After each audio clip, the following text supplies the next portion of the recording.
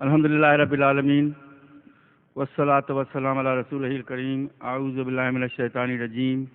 Bismillahir Rahmanir Rahim. Assalamu alaikum wa rahmatullahi wa barakatuh. This particular session is about September 11 and American Muslims. Before I introduce briefly what the program committee has put together in terms of the agenda for both the speakers and for you, just to assist an effective operation of the session, I would like to encourage that you write down your questions. While you are able to hear the speakers, when you raise questions from the floor, the speakers are not able to understand you. And we will allow questions from the floor. We don't wish to force upon you to write, but your questions would perhaps receive much better effective response if they are written down. So write down your question, pass them on, and we will allow time for questions so the speakers will limit their comments. In putting together some of the ideas about the session, we are looking at changes within us caused by September 11, changes that we may perceive, but they are changes that we may not perceive, but they become our instinctive driving force, and we have to reflect upon them. So this session will examine the emotions of a wounded psyche. Among them, disbelief, shame, fear, anger, rejection. It will also look at conspiracy theories, just trying to understand how could it happen, not necessarily trying to say who did it, because there is some evidence. We are not just reflecting how could this thing happen. And there are certain theories, and some of them may have no weight, and others may have some food for thought. Identity crises. We may not admit, but we are under tremendous stress. We don't realize, and it shows when we react, when we interact with people. Introspection. Are we taking time to really reflect who we are and how do we cope with our own self and with people around us? Resetting priorities, relations with the Muslim world and issues, thought and fiqh aspects. Wahhabism, for example, versus traditional Islam. What is political Islam?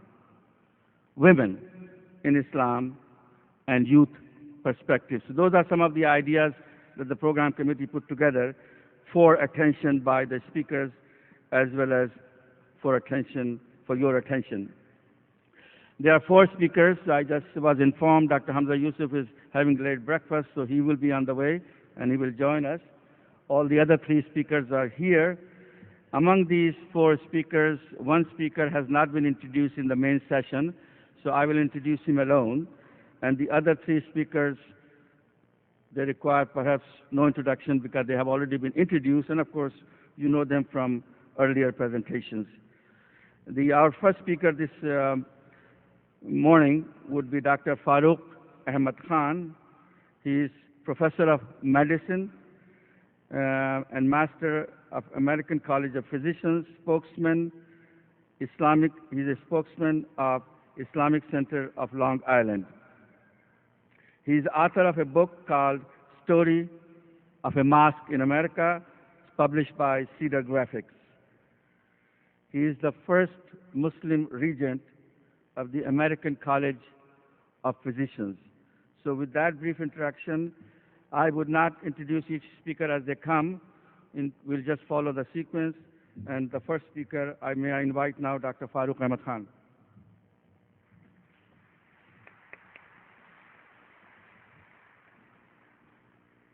Bismillahir Rahmanir Rahim.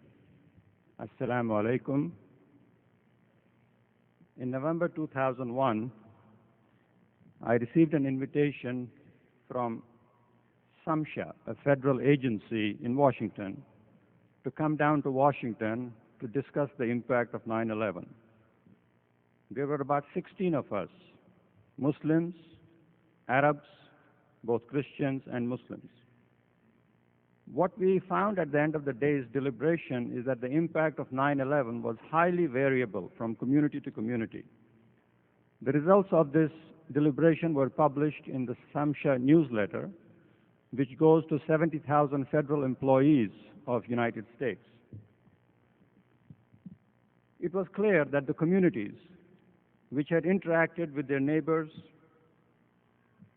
other faith groups before 9/11 had few, if any, difficulties, while there were several other communities who went through some major problems. At the Islamic Center of Long Island, we received about 300 phone calls after 9/11. Out of those, perhaps 2 or 3 were angry and bitter. The rest were all supportive. Earlier in the year, in 2001, I had published a book which was mentioned, Story of a Mosque, in which I had described in great detail how the ICLI, Islamic Center of Long Island, had developed its programs of mosque management, education for children and adults, social activism, interaction with the community, Muslims and non-Muslims, and excerpts from many of the speakers, from many of our visitors, and some of whom I'm delighted to see here. Dr. Murad Hoffman is here. He was one of our visitors. Sayyid Muhammad Saeed visited with us. Terry Anderson, the famous former hostage, he visited. Bob Keeler, our neighbors, civic association leaders, rabbis, clergy. And what they wrote about the Islamic Center, we reproduce in a special chapter of the book. We even shared some secrets of our fundraising techniques. And when I asked the Samsha people, why did they invite me, they said, because of the book. Since September, we have, at the Islamic Center of Long Island, have been very busy with our interaction with our neighbors, multi-faith forums, groups, churches, synagogues. At the yesterday's luncheon, Professor Akbar Ahmed gave us a prescription and a roadmap for improvement of the Muslim image in America.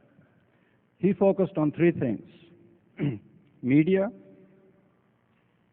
education, ilm, the second most commonly mentioned word in the Holy Quran, and interfaith interaction. And alhamdulillah, at ICLI, we have been doing all of that successfully.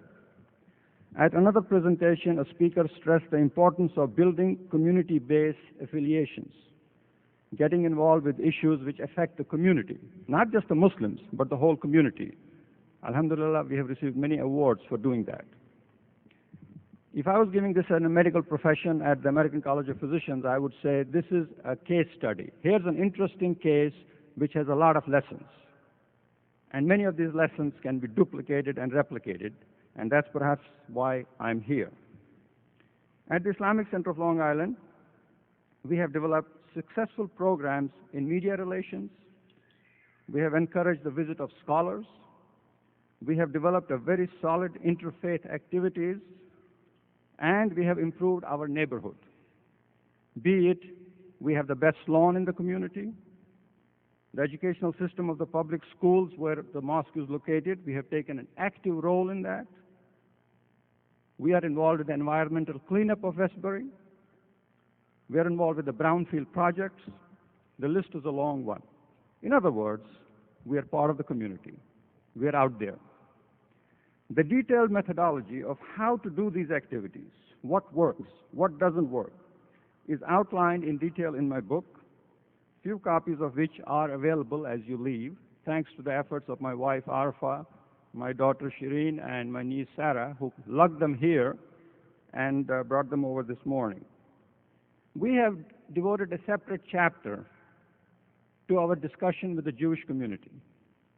It is called American Muslims and Jews in Dialogue, AMJID. Didn't happen yesterday. It's been going on for 12 years. And the experience has been presented at the annual congregation of the Reform Jewish group with 6,000 attendees in San Francisco. We have been invited to numerous synagogues, to numerous interfaith groups, even to the Hebrew Academy to present Islam.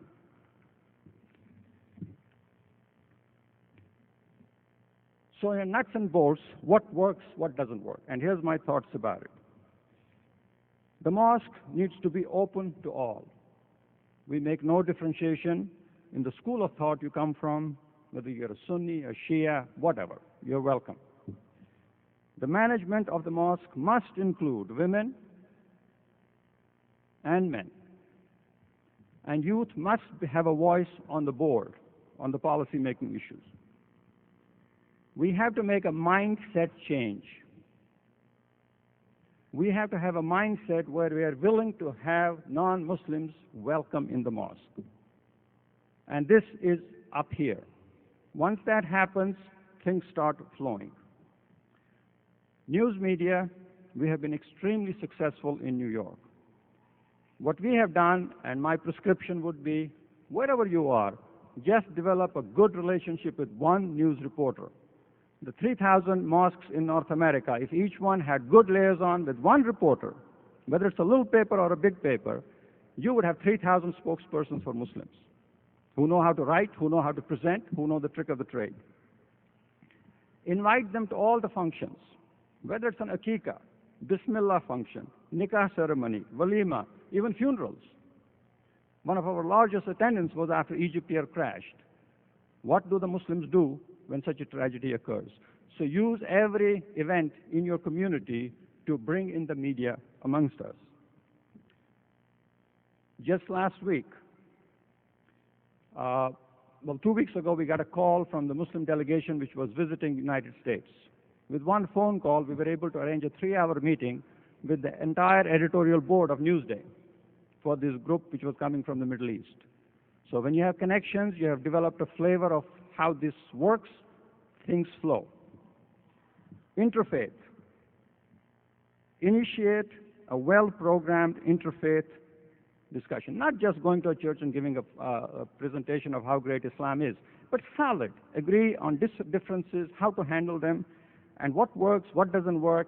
And I was delighted when Tom Goodhue, who's the executive director of Long Island Council of Churches, called me up. He says, Farooq, can I use what you have written in your book for my newsletter for the Christians? Because you made some very good points there, and I want them to learn from what you are telling us. In fact, Tom Goodhue, just 3 days ago, wrote an op-ed piece in Newsday commenting on the controversy in North Carolina and said, what Christians can learn from the Muslims. That was the heading. And then he went down the list of what he has learned in interacting with us. And coming from Tom Goodhue, it carries a lot of weight. Community involvement. We have spent a lot of energy in getting involved with the public education of Westbury. We have developed mentorship programs. Just a month ago, they gave us an award for that. And a lot of our members showed up for their fundraiser. And the money from that fundraiser goes for scholarship for minority students who are in the Westbury Public School District. That's how you win over hearts. Let me just, before I show you in 3 minutes some PowerPoint slides, some quotes from some of our visitors. Danny McHugh, editor of Westbury Times, the paper which circulates in our community, Islamic Center of Long Island has gone from being a widely misunderstood institution to a cornerstone, not just of Westbury, but of all Nassau County. Terry Anderson, when he visited with us in 1996, Islam teaches tolerance, and Americans need to know the difference between Islam and political extremists. Prophetic words from Terry Anderson, who was a hostage in Lebanon, as all of you know. Congressman Peter King, it's been gratifying for me to help build a political awareness in this, the fastest growing religious group in the United States. Bob Keeler, a Pulitzer awardee for Newsday. If I were a Muslim, this is the place where I would choose to worship. I asked Bob, why, he once called me, he says, I have a little guilt feeling, I come to your place so often, I don't go to the other massages. And then he said, but in the same breath, and the reason is because you welcome me. It's very simple. Rabbi Karen Bender, as Jews, we feel fortunate to have partners for unity, diversity, and friendship in Islamic Center of Long Island. They constitute a family as much as friends. And finally, Dr. Hassan Hattout's excerpts. Islamic Center of Long Island is one of the topmost centers in the United States. It acts upon a 21st century mentality thanks to enlightened leadership and intelligent community. Now, with the chair's permission, I want to walk you through the Islamic Center of Long Island in the next 4 or 5 minutes. And here I have to thank Sarah, my niece, who put this PowerPoint presentation together, and Dr. Hassan Nagamia, my good friend from Tampa, who's an expert in this technology, because I don't know how to run the system. So let's see if it works. That's Islamic Center of Long Island, about 30 miles east of Ground Zero in the suburb of New York. This building was constructed in 1989, started, completed in 1993. Next.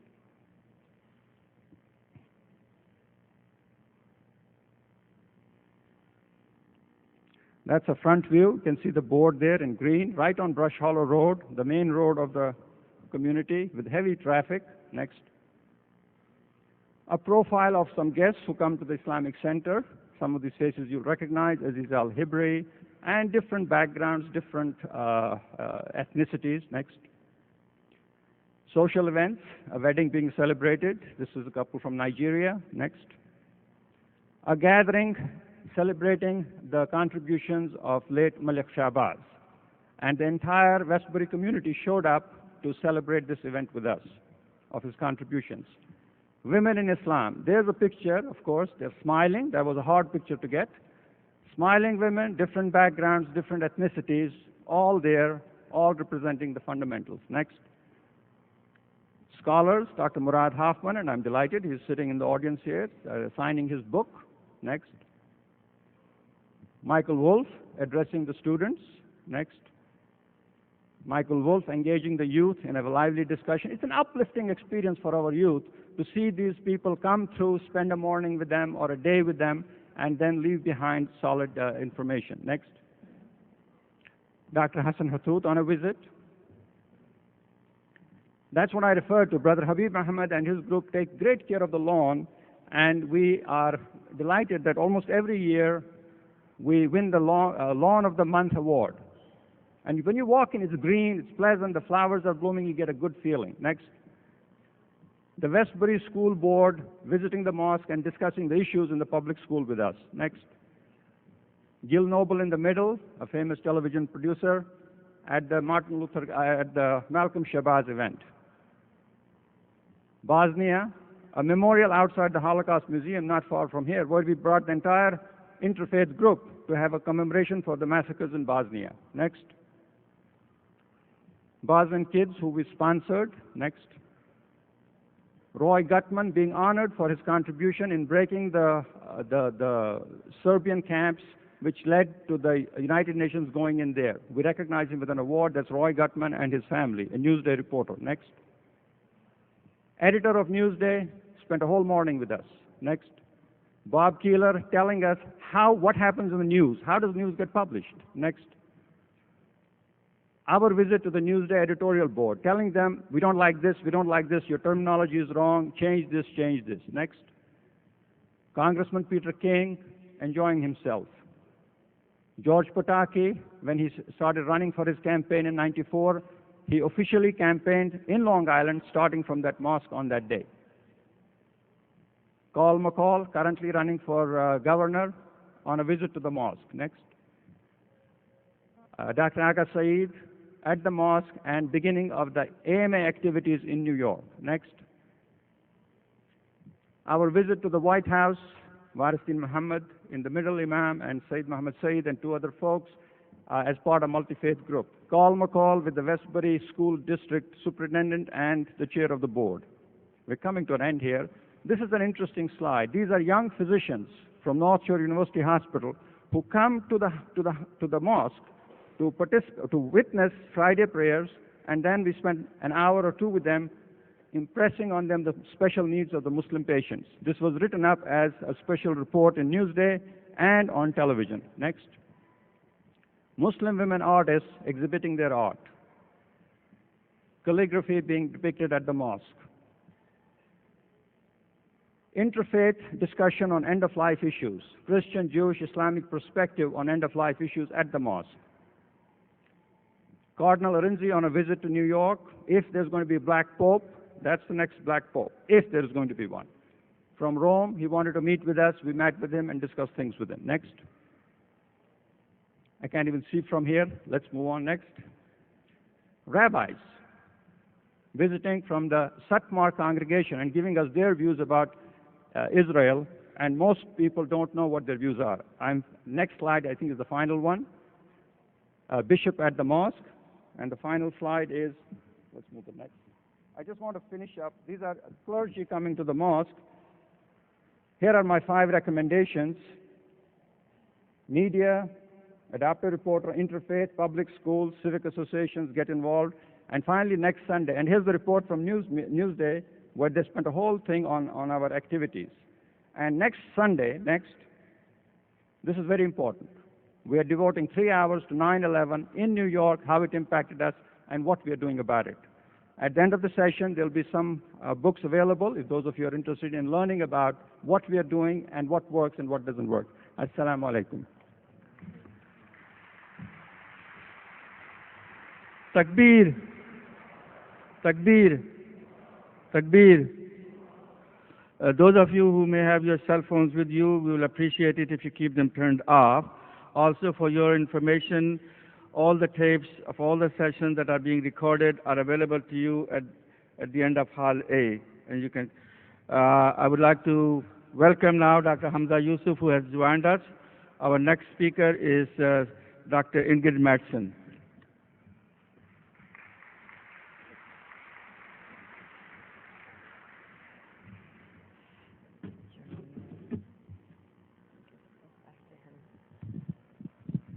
السلام عليكم.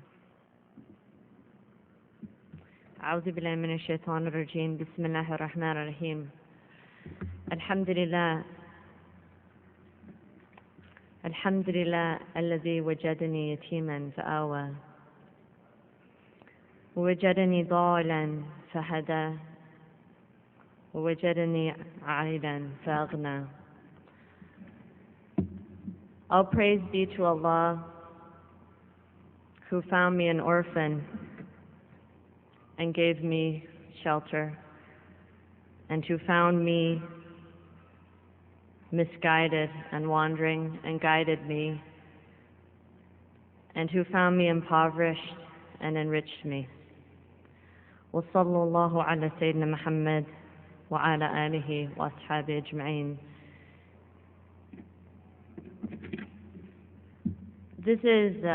We were given this gigantic list of things that we should think about for this panel, and I'm just going to pick one topic. One of the emotions that was mentioned, one of the reactions, and that is guilt.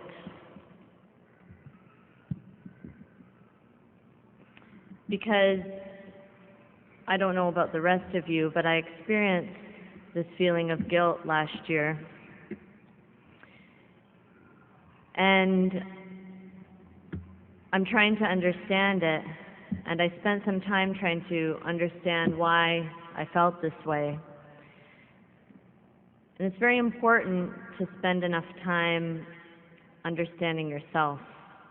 If you don't understand yourself, if you don't understand your motivations, your perspective, the different things in your life, in your history, your own personality that make you react to certain situations, then inevitably your reaction will be one that is not helpful to yourself or to other people.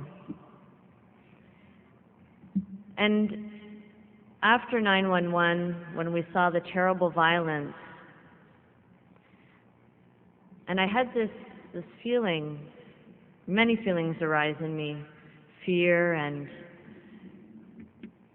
anger, and one of them was guilt. And I recalled a few years ago when I was at the Middle East Studies Association annual meeting at their film festival, and there was a film that was being screened there called Witness.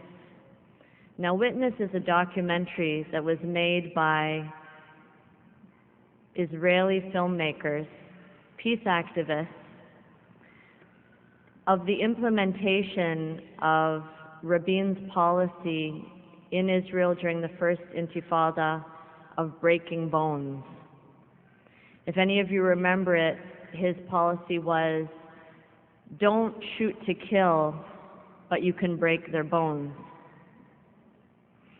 And I sat in that darkened room watching this documentary, and the most painful part was about a 10-minute long segment that showed 3 Israeli Defense Forces running after and catching a young Palestinian man. Maybe he was 20 years old. They grabbed him on a hillside and they pushed him to the ground, and they held his arm out over a rock that was sticking out of the hill, and with another rock they kept pounding and pounding and pounding on his arm until they broke it. It took about 10 minutes to actually complete their task. It was such a terrible indictment of the incredible violence that the Palestinian people have been living with for now 50 years. But at the end of that film, I not only felt that, I not only felt incredible anger at what had been done, I had this slight lingering feeling of guilt. And I was very confused about it. Why did I feel guilty? What did I have to do with it? And I went back and I was thinking for a long time, trying to dig into that feeling of guilt. And it's very clear I wasn't responsible for that action. Those people who did that are responsible. Yet, I had to look into myself. Have I done enough to speak out against that violence? Because if I'm silent, silence is an indication of consent. In any way, did any of my actions, my political allegiances, my relationship with my citizens have anything to do with this action? And I think it was a very healthy examination of my own conscience. And this is something that we need to do from time to time without ever saying there is, as some people like to say, a moral equivalence. Of course, I was not as guilty or guilty in the way of those people who did it.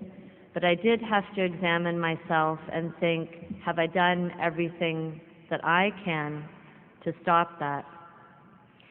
And it also made me remember other acts of violence, because this was one act of violence and it's not the only one that is occurring in the world or has occurred in the world. I thought of a book I'd recently read by Royington Mistry called A Fine Balance, and he talks about in India children who are stolen when they're young, or poor children who are taken and they have their limbs purposely chopped off or deformed so that they can become beggars and gather money for the person who has chopped off their limbs. I thought of a Muslim sister I knew at that time who was the victim of domestic violence here in America, and her husband was a Muslim.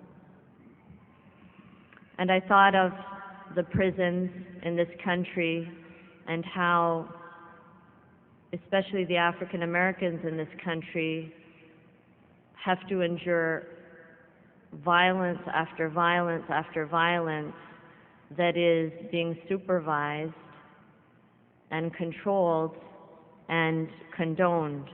And this is the country that I live in.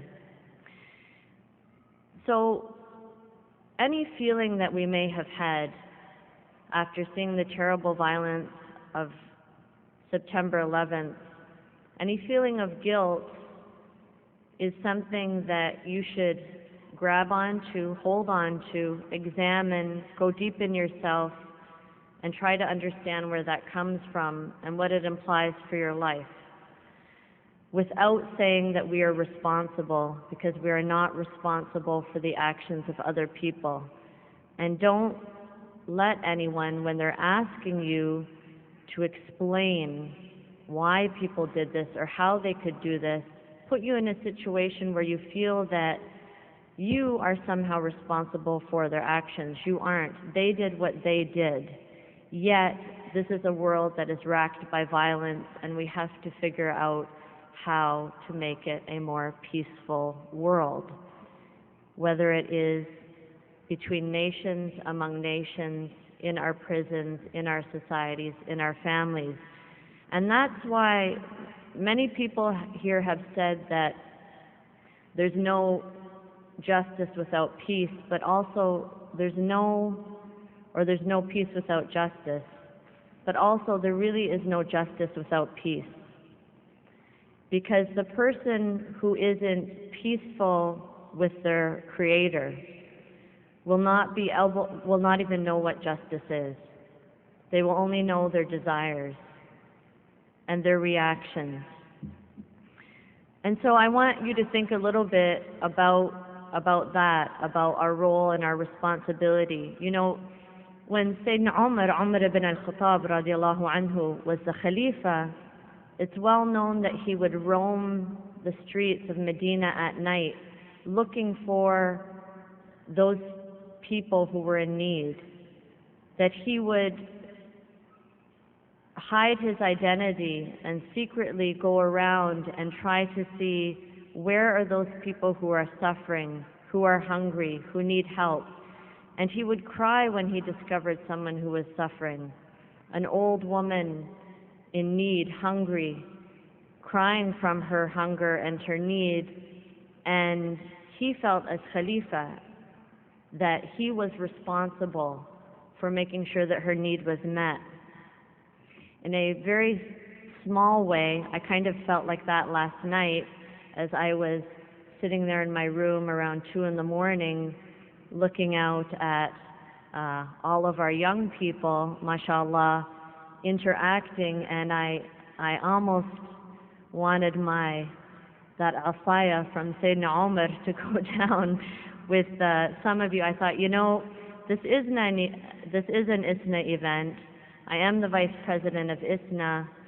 I have some responsibility for bringing you all here. And why are all those teenagers sitting in the lobby at 2 in the morning, girls and boys, not always interacting in the most appropriate way?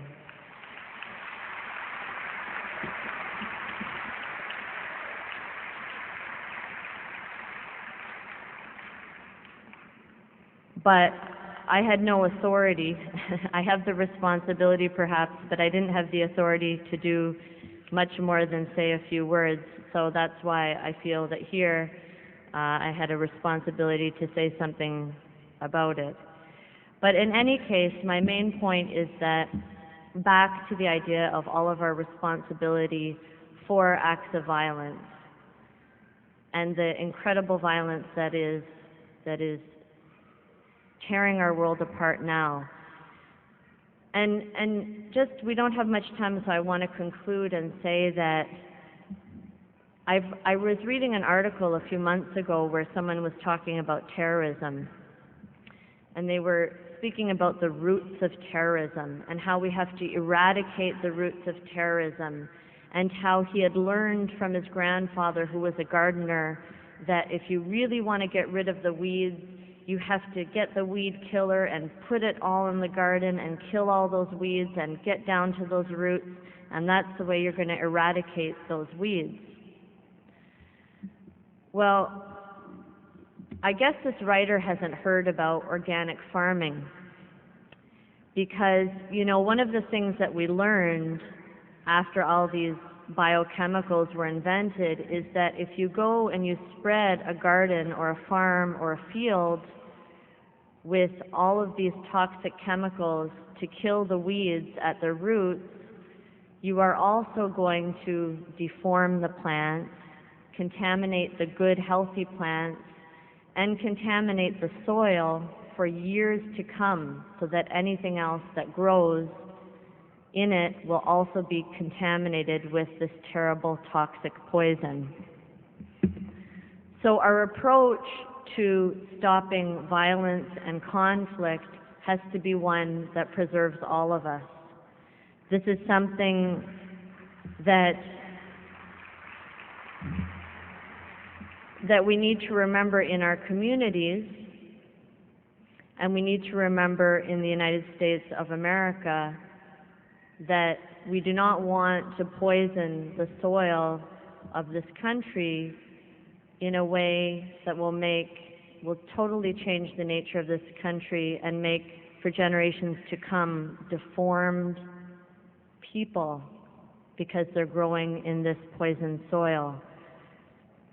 But that doesn't stop us from our responsibility. Organic farming is much more labor intensive. It requires you to go in there and pull out the weeds with your hands. And sometimes it requires some creativity about changing the nature of the soil.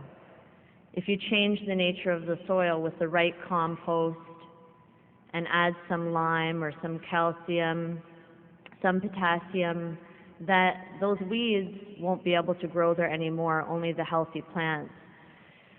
So my advice to myself and to you when I think about my role in trying to do what I can to make our societies healthier, our Muslim societies and our American society healthier, is to think about the hard work, the labor-intensive tasks that I need to do of building peace. And that will start, of course, with myself. I have to have peace within myself, first with my Creator, within myself, my family, and that is where it will spread. And we will be building a just society in that way through peace. There's no justice without peace, but there's no peace without justice. You've heard these things, but I really want to remind you to say that there isn't any justice without peace.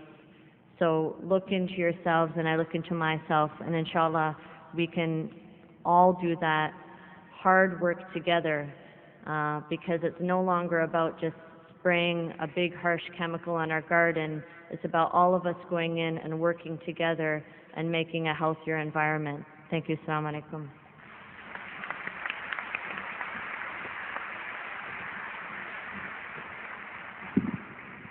Takbir. Jazakallah khair, barakallah fi, Dr. Ingrid Mattson. Our next speaker is Imam Siraj Wahad.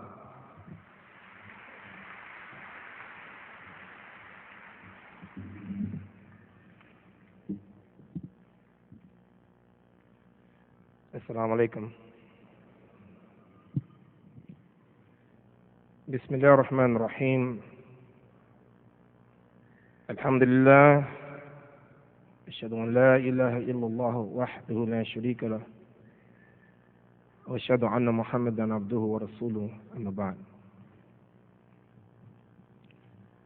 Brothers and sisters, perhaps the most significant thing that happened to me since 9/11 caused me to take a look at myself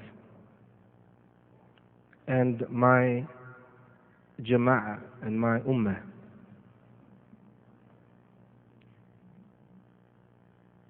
Years ago, before I became a Muslim, I used to love to listen to music, all kinds of music. And I remember one of the great singers in those days, they called her the mother of soul or something like that. You don't know.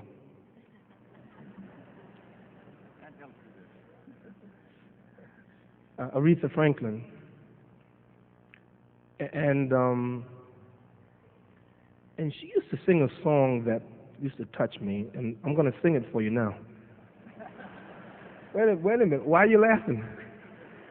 Stop it. Stop. In her song, she said, take a look in the mirror, but don't look too close.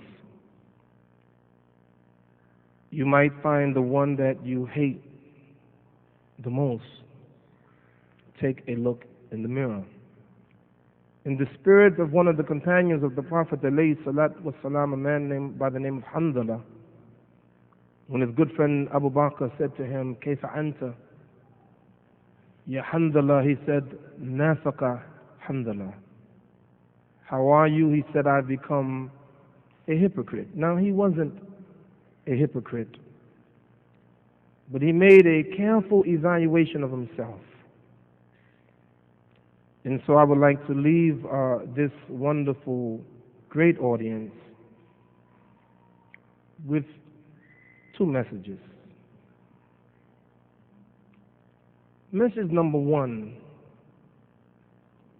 don't get caught up in the moment. Be a people of vision and a people of hope. Prophet Muhammad, peace and blessings be upon him, was a man of great vision and a man of great hope. So he said to his companions, Arju an takunu nisfa ahl jannah. I hope that you would be one half of the people of paradise. I have here in front of me a wonderful book entitled Malcolm X, a wonderful Muslim. And I want to show you one of the pages in this book, a rare picture of two of the heroes in America, Martin Luther King, a Christian, and then Haji Malik Shabazz, Malcolm X, a Muslim, the only time they ever met in 1964. Why I mention that? If you go back and study history, you will find out that these two men, both of them, assassinated just short of their 40th birthday. You will find that these men, during their lives, were maligned by the FBI and the media, and many Americans hated Martin Luther King and hated Malcolm X, many of them. But people get caught up in the moment. Years later, after both of them have died, now in America, Martin Luther King is honored by celebrating his birthday as a national holiday. Don't get caught up in the moment.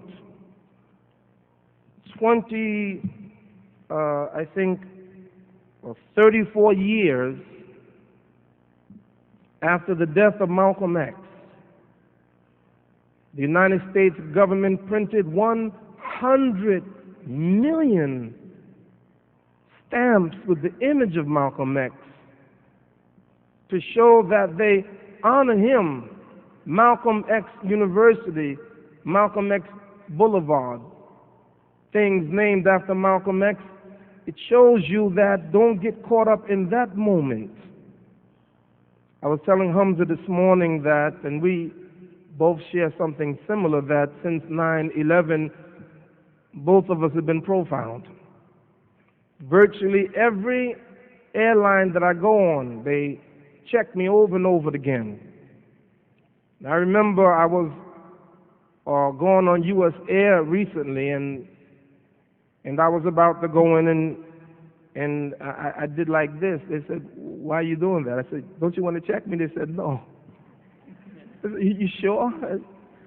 I was so used to getting checked that I was surprised they didn't check me. Once in the Delta airline, the man who checked me was very apologetic. He says, "I've seen you on TV. Aren't you?" I said, "Yes." "And weren't you?" "Yes, that was me." And he says, "I'm so sorry." But he kept on checking me. And I went and sat down in my seat, and he came and said, Mr. Wahaj, please come with me, bring your luggage. I said, here we go again. So I brought my luggage, and he put me in first class. So I'm sorry for all of the inconvenience. At least I can make it up and put you in first class. And I loved it. I love first class. Yeah, I love first class. Now, brothers and sisters, I'm going to leave you with this message. This is my message. Really, it's a message of hope and introspection and patience. Inna Allah ma'a sabirin. Allah is with those who are patient. Be patient. Even though I don't like being profiled, that's a small price to pay. And those great people that stood before us, the prophets that went before us, those who followed the prophets, received tremendous suffering. And at least we can learn how to be patient and not disobey Allah in any way. Be patient. Now, Prophet Muhammad, peace and blessing be upon him, warned us. He said, إِنَّمَا الْأَحْمَلُ بِالْخَوَاتِيمِ. Our deeds shall be judged by our latest deeds. You know something that Allah does for us as people, as human beings? And our Prophet Muhammad, peace and blessing be upon him, said that إِنَّمَا أَنَا بَشَرٌ, I'm only a human being. And he said nothing other than what Allah ordered him to say, to tell the people that he's a human being. And we are human beings. And as human beings, Allah, He doesn't let us know everything. He says in Quran, وَمَا تَدْرِ نَفْسٌ بِمَاذَا تَكْسِبُ غَدًا. No one knows what they will earn even tomorrow. No one knows what land they are to die. That's in the hands of Allah. And the message that I would like to bring today, that message is good for two reasons.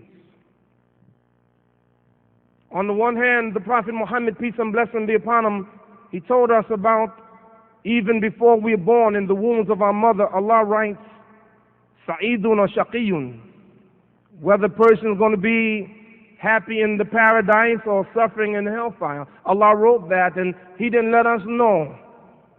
I don't know what my future will be, and none of us here know what our future will be. Therefore, we remain humble with Allah, never become arrogant to think that we got it made, on the one hand.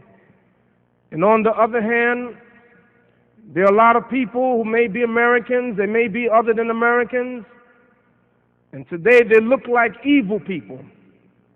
But we don't know what Allah has in store for them. And this is why Allah the Almighty ordered His two prophets, Musa alayhi salatu wa salam and Harun, اذهبا إلى فرعون إنه طغى وقولا له قولا لينا لعله يتذكر أو يخشى. You too go to Pharaoh and say to him gentle words, perhaps he would receive admonition of fear Allah. We never know. We never know what person Allah will change their hearts.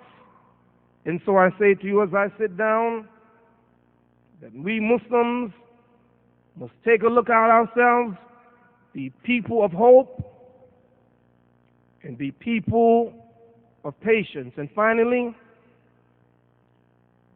I'm recommending for every Muslim imam, leader, head of organization, parent, pick up from the United States what is called the Human Development Report.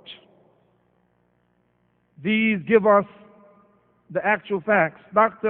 Shabazz, I want to remind you something.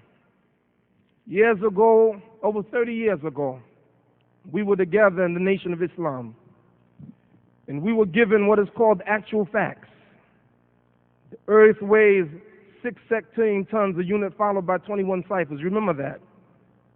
Earth is 196,940,000 square miles. We used to learn these actual facts, and one of the things, the disciplines that we learn from that, is that we learn to look at the actual facts.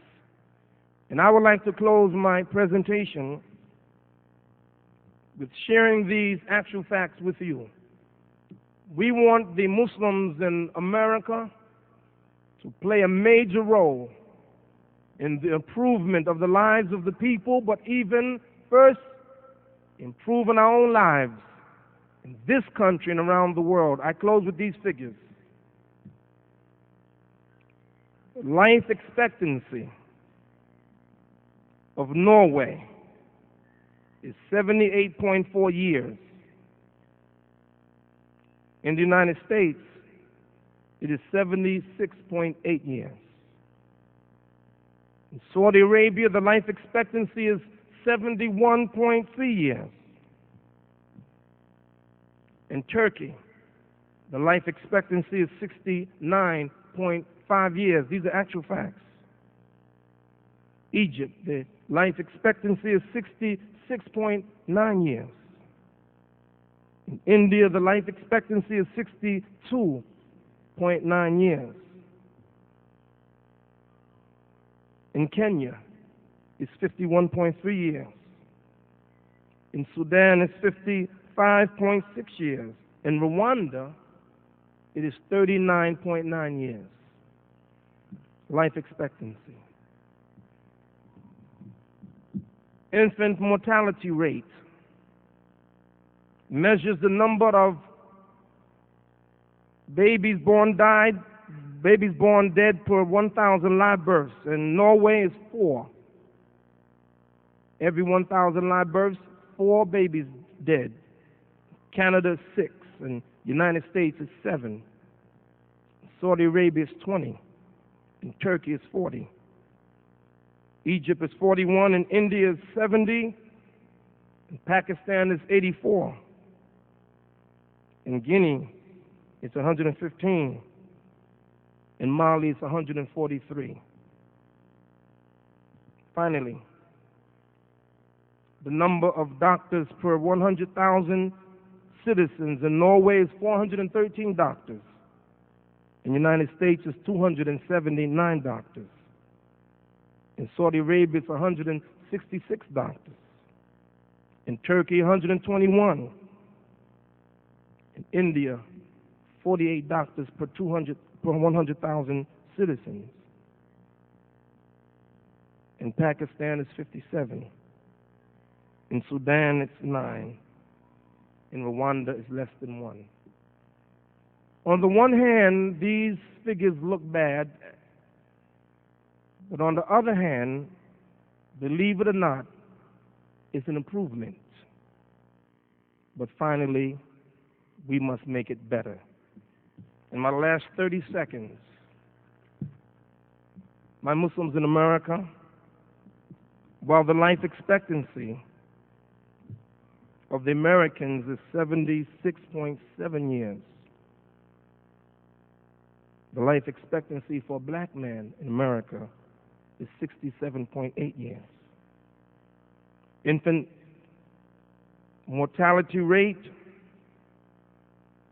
in America, 7, but for African Americans it's 14.6. We have to change that. We have to look at ourselves and change these figures. If we do that, the people will look and behold, and maybe 34 years from now, the American people would uphold the Muslims and say, these have made a great contribution to America. Thank you. Assalamu alaikum.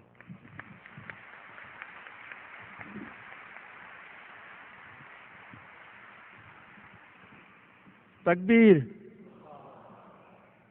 I would like to again bring to your attention the fact that if you write down your question, they can be more effectively answered.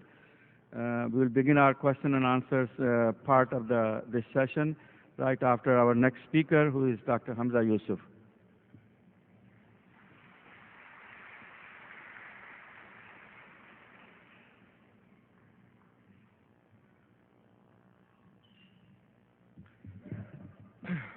بسم الله الرحمن الرحيم والصلاة والسلام على أشرف الأنبياء والمرسلين وعلى آله وصحبه أجمعين ولا حول ولا قوة إلا بالله العلي العظيم. اللهم لا علم لنا إلا ما علمتنا إنك أنت العليم الحكيم. اللهم افتح علينا حكمتك وانشر علينا رحمتك يا ذا الجلال والإكرام وصلى اللهم على سيدنا محمد وعلى آله الكرام. Alhamdulillah, I was reflecting when Imam Siraj mentioned about being searched. One of the problems for me is that I actually do travel with very dangerous items called books. And I was in an airport and the poor security man opened up my bag, and on the top was a government report called "Who Becomes a Terrorist and Why?" and next to it was the Quran. And he really looked at me with a little bit of fear. And I realized that knowledge is indeed a dangerous thing.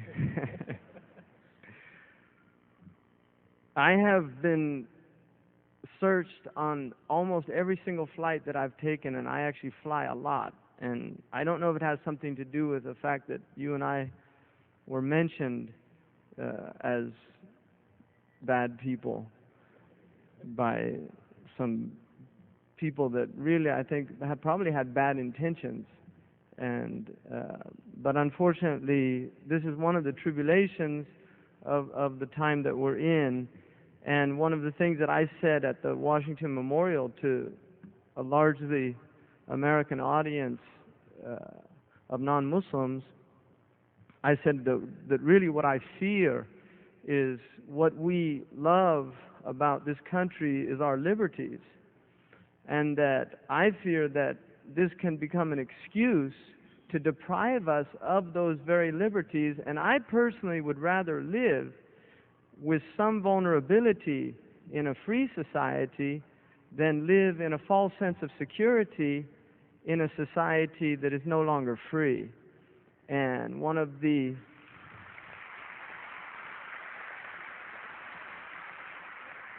interesting statements that some of the early revolutionaries in this country, and sometimes Americans forget that they're revolutionaries, give me liberty or give me death. In other words, if I had to choose between the two, I would choose rather to die a free man than to live as a slave. And that is an impulse that's very human, that all humans desire to be free. It's part of our nature. Where we differ is how we define freedom, because freedom, there is freedom to and there is freedom from. Freedom to do things and freedom from things. And one of the things about an Islamic definition of freedom is that a truly free man is a man who is free from his desires or her desires that enslave him or her. And this is the real free man, is the ethical man, is the man who's capable of living the ethical life, of making the choices that are right in his or her life. When the event happened, and we're now moving into a year, which is hard to believe, and it's been a very difficult year in some ways, but in other ways it's been an extraordinary year of openings. I feel that this is one of the extraordinary things about calamities, is from calamities come so much from God, from Allah subhanahu wa ta'ala, that there is a blessing that is often hidden in some of the worst events that happen in our lives. And this is one of the paradoxes of human beings, is that the most difficult things tend to give us the greatest openings of understanding and perception. And it's been said that the first lesson of history is that good comes from evil.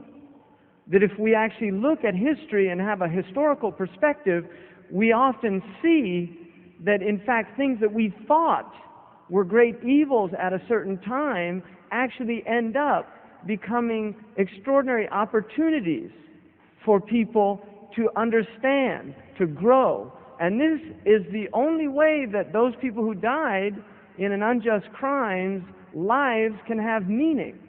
That they did not die in vain is that we learn from the events that occurred, that this country learns and the world learns. I think a lot of Muslims were distressed around the world, and there was a reaction around the world. But we tend to forget that the South Americans also had the similar experience of telling America, in a sense, how does it feel? Do you understand the pain? In other words, that in many places on the world there have been calamitous events. And in some places, if we look at what's happened in our own lifetimes, in places like Nicaragua, in places like Bosnia, in places like Colombia, in places like Palestine, Kashmir, many other places, it has become, in some of these places, a normal occurrence to live with the unlawful taking of life. What happens when this occurs on a regular basis is desensitization. People become desensitized to the pain of other people because their own pain has been so great that they no longer feel for other people because they feel that other people have abandoned them. That other people, why should we have tears for you when you do not have tears for us? This is unfortunately not a spiritual position, because we cannot allow our humanity to be taken because of the actions of inhumanity. That people cannot take from us our humanity unless we surrender it. And that is an internal struggle that has to take place. When I first spoke with my father, the first thing that he said to me was, and this was the day after, this was September 12th, he said, read W.H. Auden's poem, September 1939. And I went to that poem, and it was a poem that he had studied with the person he named me after at Columbia University. And the poem is an extraordinary poem because it's written by an English poet who was in New York on the day that Hitler's Nazis invaded Poland. And W.H. Auden is reflecting on this event because it's the beginning of World War II, and in some prescient way this poet recognized that something momentous was about to happen in the world. And he says in a dive on 51st Street, he begins to contemplate the stench of death. And then he actually begins to reflect on what has caused this. And he talks about the madness of Nazi Germany. But he says an extraordinary thing. And this is one of the things that poets are able to do. They are able to speak truths in such a way that often those truths are missed by less perceptive people. And lest we forget, the word in Arabic, sha'ir, which is poet, is the one who feels things that others don't. And the Prophet Muhammad ﷺ said, "Inna min ash-shi'ri la hikmah." There is great wisdom in poetry. And the Quran mentions this. There is a chapter entitled The Poets. And the Prophet used to listen to pre-Islamic poetry, and some of it he was very impressed with. W.H. Auden, in that poem, on reflecting on what happened in Germany, he said, "I and the public know what all school children learn. Those to whom evil is done do evil in return." Those to whom evil is done do evil in return. To understand is not to condone. To understand is not to condone. But we must understand in order to prevent a world that we all share and all want to live in with our families and our children in security, whether we be Muslims, Jews, Christians, Hindus, Buddhists, secular humanists, whatever category we go under, we share certain common interests. And one of them is the security of our families and our homes and our children, and a desire for the continuity of life on earth in security. And this is certainly one of the most important aims and purposes of Islam and of the sacred law of Islam. And the Quran reminds the Quraysh of one of the greatest blessings that He gave them as non-Muslims, not as Muslims, as non-Muslims. الَّذِي أَطْعَمَهُم مِّن جُوعٍ وَآمَنَهُم مِّنْ خَوْفٍ. The one who has fed them from hunger and protected them from fear. In other words, gave them a sense of security and well-being. This is a reason alone to worship God. فَلْيَعْبُدُوا رَبَّ هَذَا الْبَيْتِ. Let them worship the Lord of this house. الَّذِي أَطْعَمَهُم مِّن جُوعٍ وَآمَنَهُم مِّنْ خَوْفٍ. That, in and of itself, is a reason to worship God.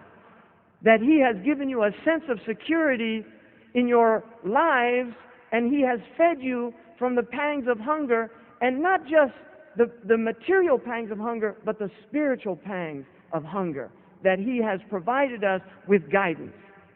And so to understand is not to condone. We must understand. We are living in a world that has become increasingly precarious in our own lifetimes. We are living in a world in which the weapons of mass destruction are now in the hands of individuals. That the former Soviet Union is missing 7 dirty bombs. They have no accountability for 7 bombs. This is a concern. Where did they go? To whom were they sold? Now, in order to prevent events like this, there are 2 necessary means.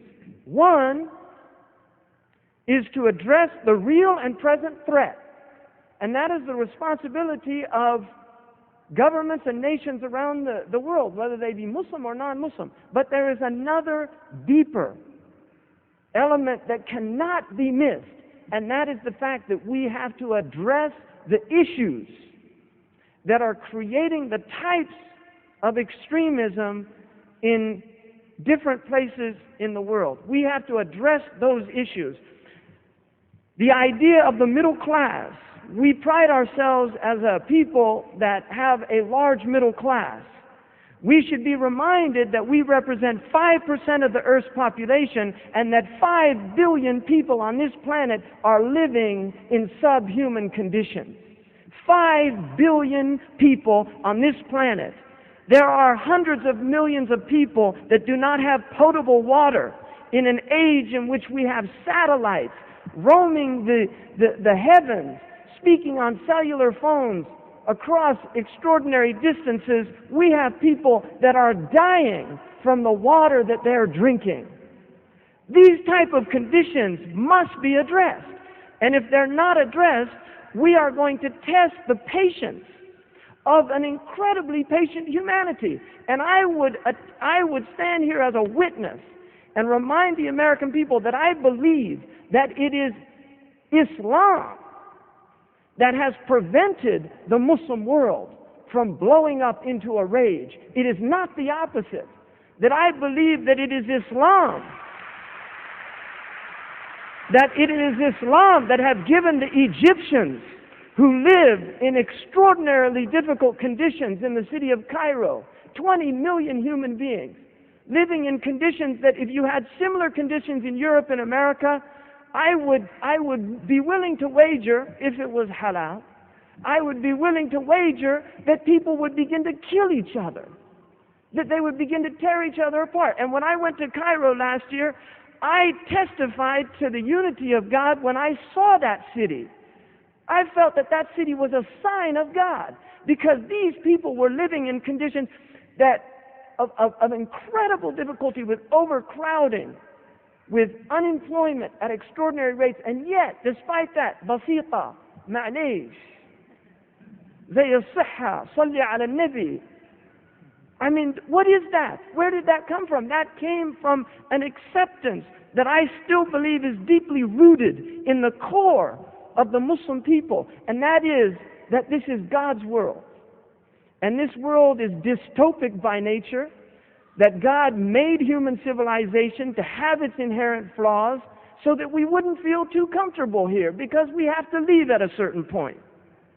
And I believe, really, my experience in the Muslim world has been one of extraordinary joy and wonder at some of the most beautiful human beings that I have seen, people with deep humanity. And I'm reminded of a man in a tent in Mauritania, a man wearing rags, impoverished. We arrived at his tent in a rainstorm, and I was with 3 Englishmen, and we asked if we could spend the night there to get out of the rain, and this man stood the entire night holding his tent pole up so it would not collapse on us. And when these British people woke up in the morning and saw this man still there, they couldn't believe it. What kind of a hospitality is that? That's my experience. My experience is of immense generosity, that we're a good people, that we're still a people that say Alhamdulillah. When I get into taxis in Morocco, and I ask the taxi driver, كيف الحال؟ لباس الحمد لله مشكور مستور في نعمة من الله. I'm in a good state. I'm being veiled by my God. I'm feeling gratitude for the blessings God gives me. How many times have I heard that from the mouths of taxi drivers? If I get a taxi in New York and I ask him, how you doing, I'm going to get a lecture on what's wrong with New York. So I believe that then, and no offense, because most of those taxi drivers are Muslims.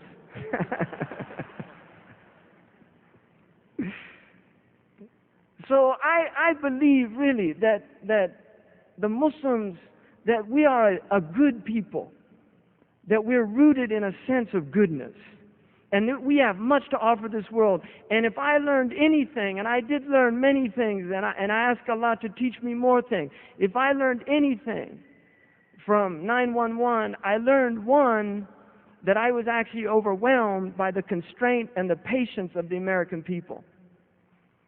And I testify to that fact.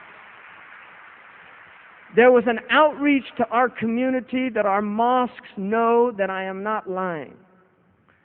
One man told me, who was in the South, he was afraid to go to Jumu'ah because he was worried about repercussions. And somebody convinced him to go. When he got there, he said the steps were filled with flowers from American citizens. We had hundreds of calls in our mosque in Santa Clara that if you heard the tape, it would put you in tears. Calls from people saying things like, I'm a Christian, I'm an American, I just wanted to say, I've heard that there's been some harm coming to some of the Muslims, and I just want to tell you this doesn't reflect American people. These are the same type of ignorant people that bombed that building in New York, and we condemn them, and any help that you can. I mean, many calls like this. And I think that many Muslims were struck by this. And I think that there is a goodness in these people, and I believe that we Muslims have been alienating in much of our discourse. We have been alienating. There are ways to say things. The truth can be said in many ways. Nietzsche, the German philosopher, said, animosity that arises from discussion arises more from the tone of the discussion than from what is discussed. And I think that there are many ways that we can speak our truth and not compromise our truth and still win people over. Because good people recognize the truth, whether it comes from a Muslim or a Jew or a Hindu or any other group. And I'll finish this by saying that I believe that we must seriously redress the egregious errors that we have made in speaking of other religions. And I stand condemned. We must redress the way we have spoken about other religions. We must have a respect. And I would say that when we denigrate the religions of others, we are not glorifying God who created those people. We are glorifying ourselves. And that is spiritual pride.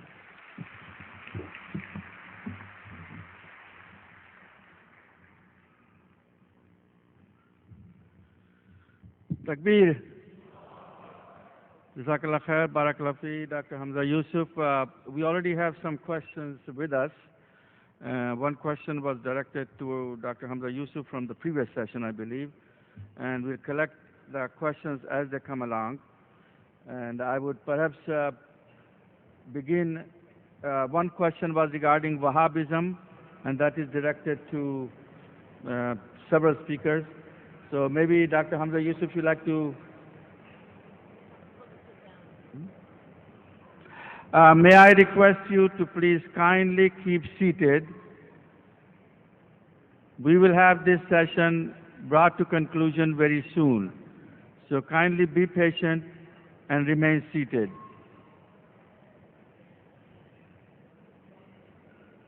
Dr. Hamza Yusuf, are you ready? Or you like to start? Wahhabism? Okay. Okay, please. The speakers can come here or address it from there. Brothers and sisters, one of the policies that I've tried to develop over the years is to deal with issues rather than personalities, the name of people, the name of organizations, the names of groups. I think it's more important not to talk about the personality, but the issues. And I don't want to be caught in the trap of signifying Muslims and putting a name on them. And so, I think that it's important for us, then personally, certainly speakers will answer another way, but let us deal with the issues. Let us deal with the issues of extremism rather than dealing with the personalities. That's my opinion. Just 1 second. Yeah.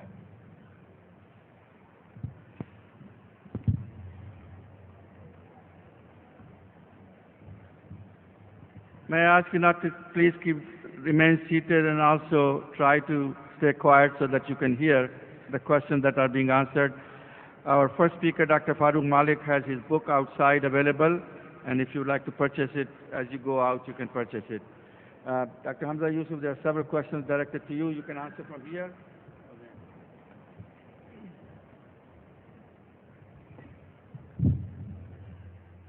Bismillah ar-Rahman ar-Rahim. Inna lillahi wa inna ilayhi raji'un. Some of these questions, inshallah, Allah give us all tawfiq. The first question is, Wahhabism versus Sunni, is there extremism in one